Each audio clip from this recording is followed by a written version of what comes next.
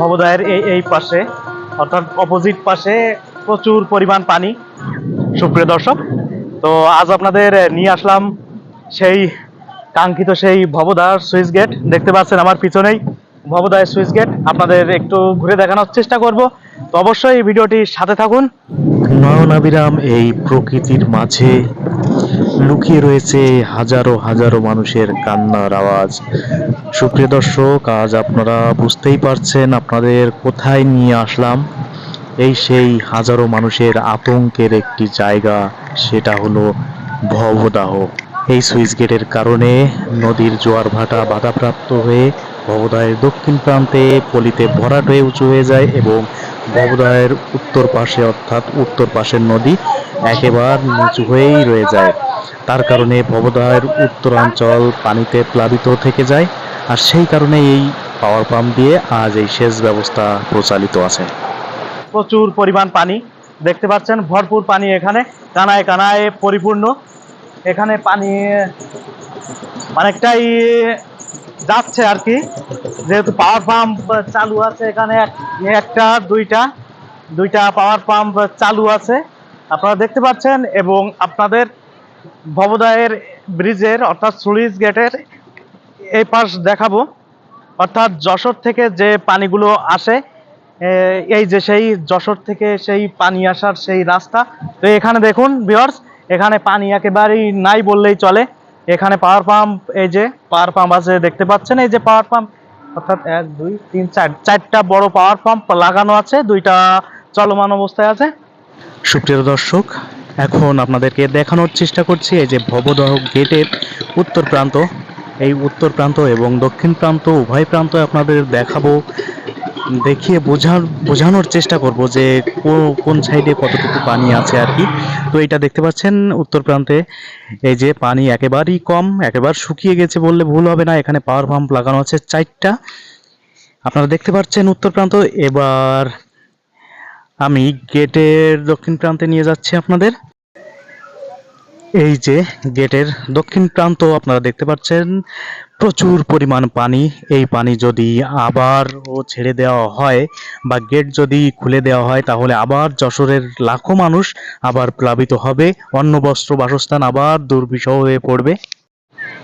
দর্শক, তাহলে অবশ্যই আপনারা অবগত হয়েছেন যে এই সেচ প্রকল্পের মাধ্যমে লাখো মানুষের জীবন জীবিকার চাবিকাঠি হিসাবে নির্ধারণ করছে। কারণ এই সেচ প্রকল্প আবার যদি বন্ধ থাকে তাহলে আবার বিপদ। ভিউয়ার্স, আপনারা জানেন যে আমাদের যশোরের মোট 27টা বিলের পানি এই এই ভবদহ স্লুইস গেট দিয়ে অপসারণ হয়।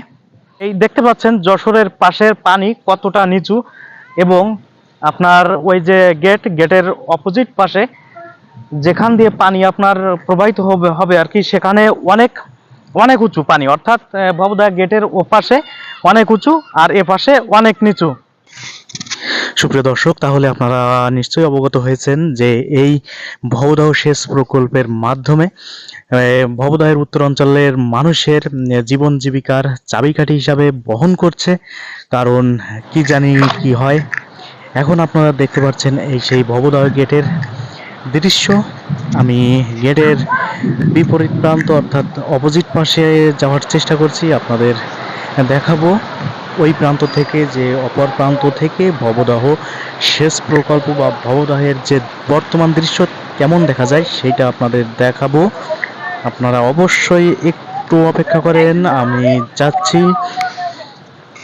সেই সাথে এখানে দেখতে পাচ্ছি অনেক লোকজন এখানে মনের আনন্দে সাঁতার দিচ্ছে, দেখতেই পাচ্ছেন।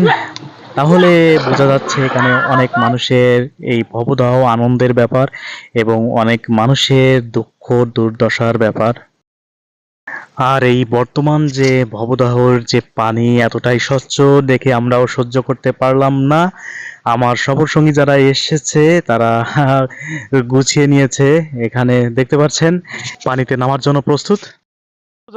এই পানি দেখে সহ্য করতে পারেনি আর কি, এই একটু পরেই নামবে।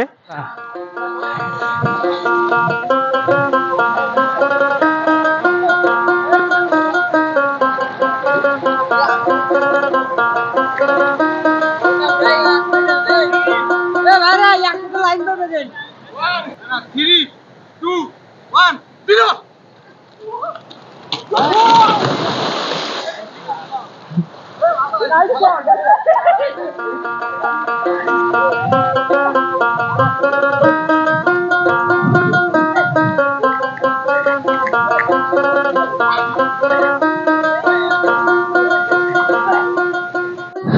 ভিউয়ার্স, ভিডিও আপনাদের কাছে কেমন লাগছে অবশ্যই কমেন্ট করে জানাবেন, এবং ভবদহের বিষয়ে আপনারা কে কি জানেন অবশ্যই একটু কমেন্ট করে জানানোর চেষ্টা করবেন। তো এই যে পানি, পানি দেখে আমারও খুবই ভালো লাগছে, কারণ দেখুন একদম স্বচ্ছ পানি, মনে হয় আমিও এখানে লাফিয়ে পড়ি পানির ভিতরে।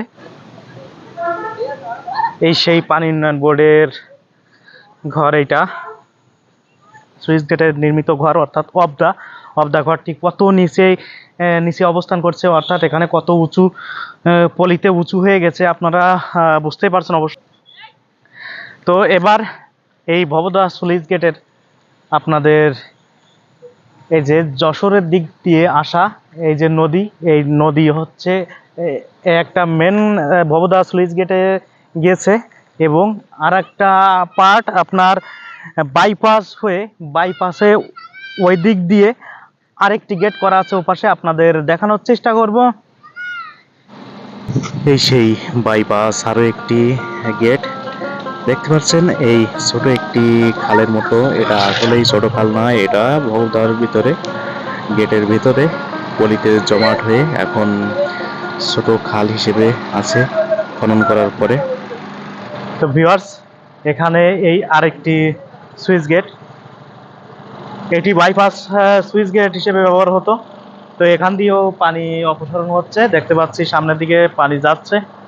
তো দর্শক, জনস্বার্থে আমার এই ভিডিওটি অবশ্যই শেয়ার করবেন, যাতে করে আপনাদের পরিচিত লোকজন অবশ্যই দেখতে এবং জানতে পারে। তো ভিডিওটি কেমন লাগছে অবশ্যই আমার কমেন্ট বক্সে জানাবেন।